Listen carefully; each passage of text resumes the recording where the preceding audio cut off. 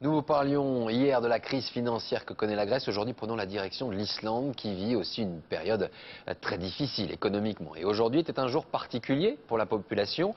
Elle était pour la première fois appelée à voter par référendum. La population devait répondre à une question pour sauver les finances du pays. Accepte-t-elle de rembourser la dette que ces banques ont accumulée? Réponse avec Gilles Rabine. Depuis plusieurs décennies, on n'avait pas vu de manifestation d'une telle ampleur en Islande.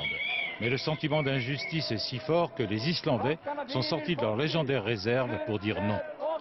Leur histoire est celle de tous les peuples touchés par la crise économique. L'an dernier, leur gouvernement a nationalisé les pertes des banques en faillite pour avoir trop joué avec les placements à risque.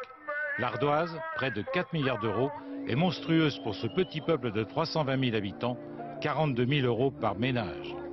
D'autant que la majorité des clients des banques en faillite sont britanniques ou néerlandais et qu'ils savaient que leur placement était risqué.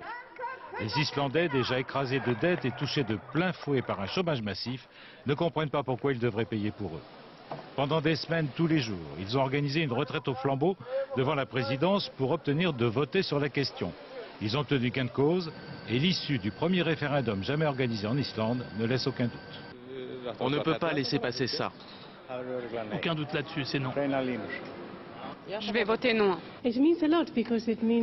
C'est essentiel qu'on puisse dire qu'on refuse quelque chose d'aussi monstrueux. C'est important pour nous et les futures générations.